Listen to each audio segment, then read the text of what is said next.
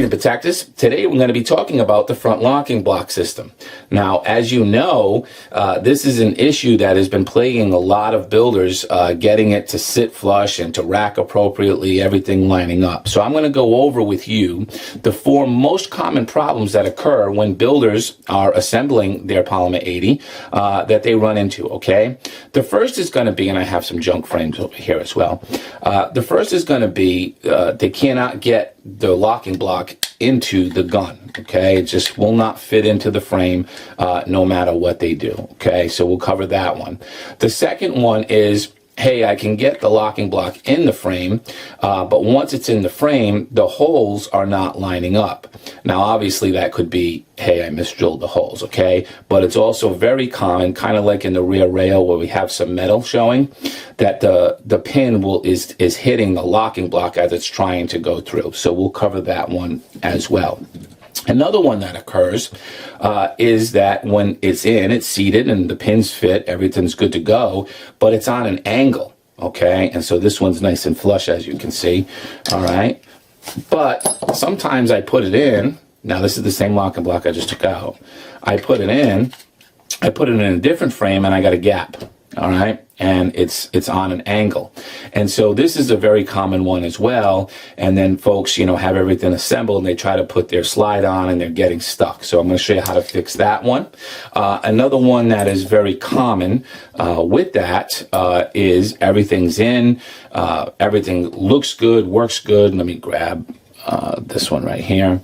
Everything looks good, it's working good, except when I go to rack it, it's really tight, okay, and it's really hard to have any action out of it, okay? Now, that could be a combination with the rear rail system, and what's happening is it's not level straight across from your front locking block to your rear rail. So I'm going to show you how to fix that today as well, all right? All of it's real easy peasy. Everything will be good to go. All right, so we got some 940s, some of these junk frames again, and we have some locking blocks, okay? Now, we're bound to have some of our common issues here because, you know, I've built enough of them and I know what to look for, okay? And so the first thing to kind of understand about this is sometimes it's not the locking block specifically that is no good, okay?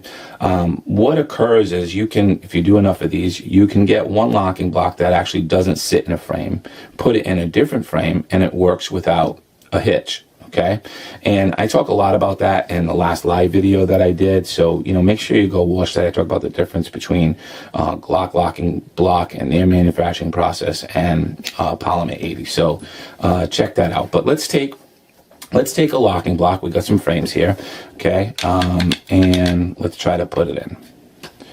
Okay, so this one's tight going down, really tight, so, okay, so it's down, it's in, but it was tight, all right? That's not a bad thing, by the way. That's a good thing, right? So let's take it on this frame, same one. Okay, so this is too big. This one's not gonna work. All right, so when you're in this situation, I can't fit it in, right? You put the rear in first, by the way, okay? Sometimes the front will go in. Nope. All right, so this is too wide. This is no good. All right, so how do you fix this one? I can't get it into the frame. So this is where our rear legs go, okay? And I'm at 16.64, okay? 16.64. So if I take the rear legs now, and I look at the rear legs, I'm at 16.86, right? So that's a no-go. That's a no-go. That's why it's not fitting, and it's just enough to be a pain in my neck. So with this particular one, there's a couple of things that we can do, okay? Because they're always really close like that, by the way. The first thing is I can put this in the freezer for a couple of hours. The metal will shrink a little bit, and, you know, you'll probably be able to set it in there no problem. Try the freezer trick first before you do anything else, okay? The other thing that you can do is you can take your compressed air can that you see me do all the time. I'm going to actually just put this down here for a second. One of my cloths.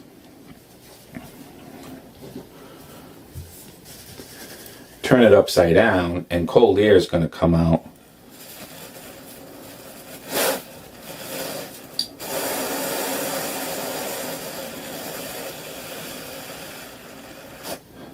to say it's like snow, right?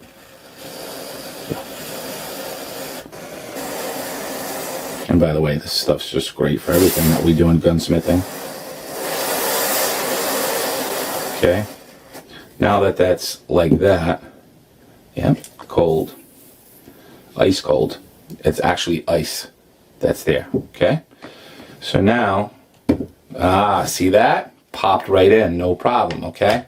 And look, it can sit down. But it's still a little high on the top. Like this one is just a really tough one, okay? But that thing is freezing cold, all right? So this is one thing that we can do. Now from here, it's, you know, a little too cold, a little too wide still. I can continue to freeze this, or we can take our Real Avid set, you know, our little gunsmithing set here. We can take our hammer. Okay, I'll get the nylon side, so I'll just unscrew this. You know, this is why this is so fantastic, right? I can just take my nylon side here, just like that. Put this out of the way. Now it's time for me to get my one of my most favorite tools that I have come to love from Present Arms. This is fantastic. You know, I don't do reviews, but I gotta tell you, man, you know, Present Arms makes this for the Glock, and I actually have been talking to the owner because I want one specifically for the Polymer 80, because this is just like the best gunsmithing block ever made, in my opinion, okay? So here we are. We're like this. I got the nylon, and I'm just gonna tap it down into place.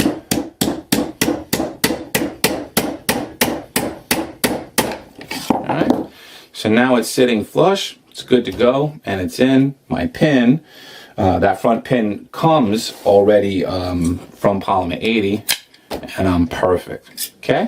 So a little trick that you can do, ice it up, turn it upside down, and it's gonna freeze it and ice it, and that will save you time, because if you put it in the freezer, that works. The problem is you gotta wait, you know, 4 to 6 hours before you can do your build, and you know, who wants to do that, right? So you should always have some of this compressed air hanging around. I mean, I use it all the time. You see me use it in my videos. If it's off too much, well, then we need to start reshaping the legs a little bit, okay? All right, so with the Dremel here, get these over here. I have the extended disc on here, okay, the extended drum, and I've talked about these again as videos. This one happens to be a 400, okay. You want these longer ones because you want to stay nice and even coming around to reshape the legs in order to sit down. So if it's too wide, you can come this way and fit it in. However, this is kind of the method that I would suggest you go with first, okay? Freeze it, that's number one, okay? Number two, though, is we can put this in a vise. Let me grab one here. And we can squeeze it together nice and even, okay? So we can get the desktop vise, again, that we use all the time. Just sit it in just like that. And just snug, give it a little bit of, you know, a little bit of torque in. However, you cannot freeze this and then do that. If you freeze this and then try to do this method here, you're gonna snap this block. It's gonna snap, okay? So, you know, kind of choose your weapon. This one, again, will work, but if you're off too much, this is a bad idea because you're going to bend it, okay? I highly suggest that you get some calipers there, freedom protector, for any type of build that you do or any type of gunsmithing. They're just a phenomenal tool to have. You know exactly where you stand, and, you know, measure twice, cut once, right? What happens is we take a look at a couple of different ones here, okay? What happens here is you can see the leg comes up and it's kind of rounded off, and then it comes back and it's almost an angled straight down, okay? But if you look inside the frame where it sits, you can see this is the rounded portion back here, okay? So if I look, that's the rounded portion, sits to the rear. And then the front portion here, right here, is where that more straight edge is, okay? What I have noticed is that the rounding part, you need to just kind of reshape a little bit more. It just sticks out a little too much, and it doesn't allow it to really sit into that back of that corner really well, okay? So in that instance, that would be, by the way, if you put this in and you don't have your pin lining up, or you can see a little bit of metal. All right, I'm not going to sit here and hold this out like we do with the rear rail. I'm going to adjust the leg so it sits better within the channel. Yeah, see, I can't hit. I'm hitting. Yeah, the metal hitting. No good. All right, so this is the one we're going to work with, and on this frame. All right, put these aside for a second. So here, what I really need to do is just round this off just a little bit to get it to seat appropriately in that back corner. All right, so I'm just going to take the Dremel and I'm going to come across like this. All right, just like that. Now, that's if you have a Dremel and you have an extended bit. If you don't have an extended bit, that's a bad idea, because this is what a standard drum looks like. You can see it doesn't reach all the way across. And if you do one side and then the other side, you start to run the risk of what? Being uneven. This is why these extended discs keep us nice and even, just like that. All right, so now that we took the material off, we got all our high spots going off our leg. That would take care of that pin problem, okay, sitting down into that corner and getting that pin in. So we'll be perfect there once we put it back in the frame. However, as I was talking about earlier, freezing usually works because it's usually off just a couple thousandths of a millimeter. However, you might be in a position where freezing doesn't work, and therefore we're going to have to take off some material on either side so that it sits beautifully in the frame, okay? So in order to do that, it's real simple, especially with this Wen belt sander here, okay? We're going to put it from the rear legs, okay, are going to be facing down like so, okay? That's how I'm going to come in this way. But we've got to make sure that we don't hit the step of the rail on the way down, okay? So we're just working this area down here on either side, okay? I don't want to start sanding any of this or into the ear of my actual rail system, all right? So when I come in, I'm going to be the rear of the block facing down. I'm going to come in and I'm going to watch, and I'm just going to go right up to that line there, and the belt sander works perfectly for this because it gives me that guide, and I'm just going to hold it there for 5 seconds. Right in, up to the ridge. 1, 2, 3, 4, 5. Good, yep, and there's the high spot. Come over here to this side, line it up. 1, 2, 3, 4, 5. Same spot on the other side. All right, that block's going to be 100% good to go now, no doubt. Yep, now we're perfect all the way down that hole, nice and even, no metal showing, absolutely where we want to be. All right, so now let's get into the fun. So, belt sander works great, fits no problem. We talked about the Dremel. Actually, my Dremel is not my favorite tool for this, believe it or not, okay? I've got so many other tools that I like. So this locking block we tested, good to go, it's all set. So I'm going to show you on another locking block how to do the same methods should you run into that. So I have a diamond sanding block here. It's 1200 on one side and 600 on the other. So we're going to use the 600. Have some water. So this is yet another way we can do this, and we're going to do this also for our rails to even it out and get good slide action. But if you don't have a Dremel, or you can't use a Dremel, or you're not going to use a Dremel, and you don't want to buy the belt sander, I got you. A very inexpensive option is your little hook and loop micro sander, okay? Basically just take this off. This is 220. It sits right on here like so, and you just go to town, man. You just put it right up, and just back and forth like this, okay? And you just do it by hand. These things are fantastic. It is perfect for this job already. Again, you can see high spots that quickly, that fast, okay? But you just work one side a little bit, you know, flip it over, work the other side. Again, right up to the ridge there, okay? Right up to the step, just like that, and back and forth nice and even, okay? You can also, see that? You can also contour it using this as well, okay? So you can kind of come up and over, and kind of contour if you want to do it by hand. Obviously, this process just takes longer, which is why I would use you know, it's still a fine grit 220, but a little more coarse because I'm doing it by hand, okay? So that's yet another way to reshape the components of this piece. All right, so now let's talk about slides. And, you know, look, this is a huge one, right? I mean, this should be its own video. But the reality is that we get questions all the time in the group, and I get inundated with messages privately about, hey, I have a problem with my slide going on, okay? So look, you got to cut it in half, 50-50. Is it a rail issue or is it something, a component issue, okay?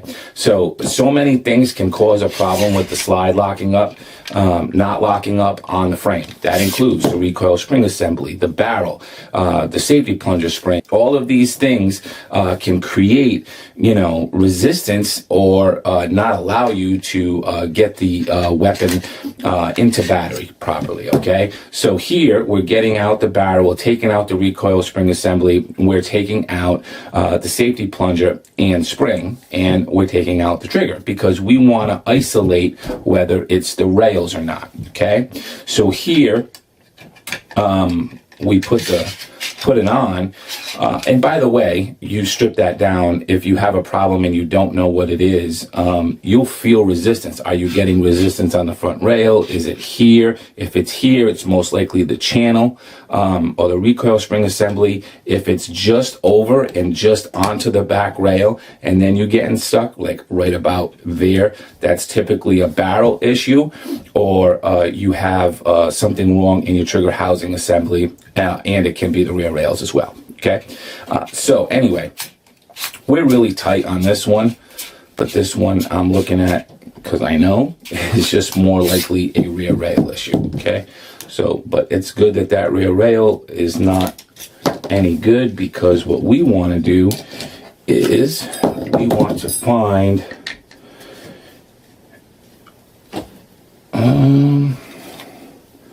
that'll do, okay? So this is high. This is a little high, plus we have an out of spec rear rail. So this is actually perfect. This is going to work out great because we're going to kill two birds with one stone here. All right, so pin in. So what you do is you strip the frame, just have your front locking block system in and your rear rail system, okay? That's it, just those two pieces. This is all we want in, okay? I'm gonna just sit that down. So now, all we're gonna do is we're gonna even this out. Now this is real easy if you have a stone, obviously, okay? I'm gonna put it flat like this, and we're gonna go back and forth. The only thing I'm gonna do differently here, though, is I'm just gonna put a little water on the stone. Now I put the water on the stone because all of that little burring, that little fine dust is gonna come off, and I don't wanna retransfer that to the slide. Okay, and then it gets all stuck in the channel. So that's it. I just put a little water here on the 600, no problem.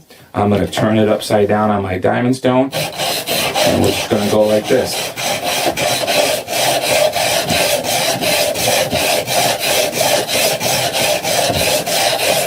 Now I do, you know, a dozen and a half or so passes, nice and flat, and I take a look at it. And as soon as we look at it, we can see where all of the high spots were, okay? These were all our problem spots, not keeping us flush.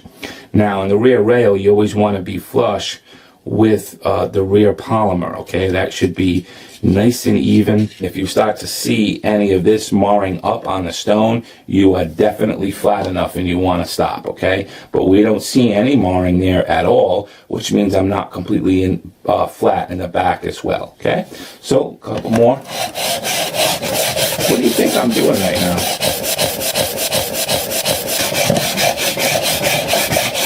diamond stone is awesome, my friends. It's just one of those inexpensive tools, again, that saves you time. All right. Let's take a look at what we got. Okay. So that's better. All right. That's it. That's all she wrote. Now look, if you don't have a diamond stone, I got you, my friends. I got you. Get any hard surface. All right. So use my trusted block, and I have a piece of 600. Okay. Same thing, my friends. You know, put some water on it. Dip it in there. All right. Same thing. And just hold it down and go back and forth like this. All right. So just makes up as what a diamond stone would be.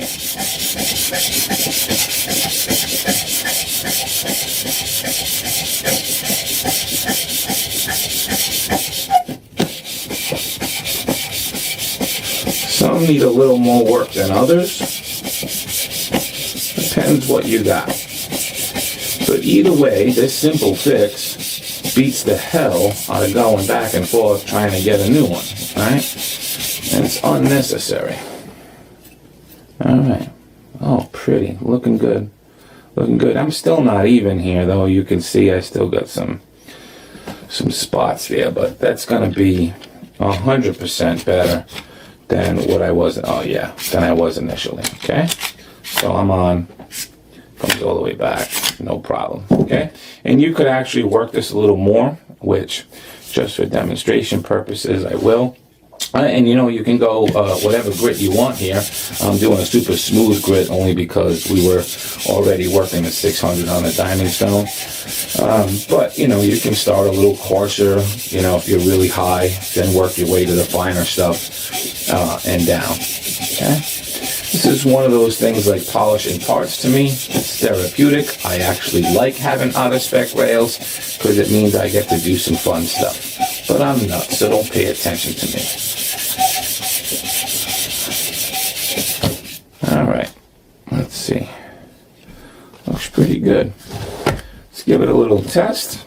All right, on our slide here, on our super coated. Oh yeah, look at that, perfect. Okay. So, much better, much better. And you can continue to work that. And I showed you in other videos, we're going to polish this and, you know, contour everything, make everything look absolutely beautiful and functional and first-time quality. So, my friends, let's look at one last thing here. Always save your jig. Okay, I modify this jig. I cut off all the tabs, and the reason why I do that is because I always want to check for level before I ever do assembly, my friends.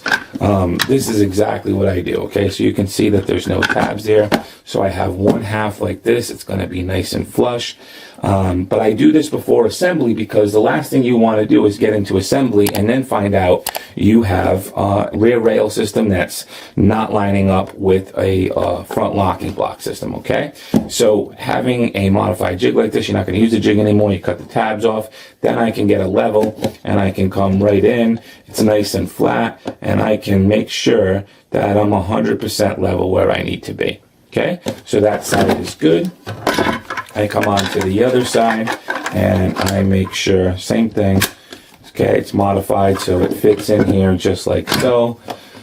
I hold on to it, get my level, and I make sure I am good to go, and I am good to go, all right? So I call this ready for assembly now. All right, my friends, that is it. First time quality, front locking block, rear rail, Semper Fi, do or die.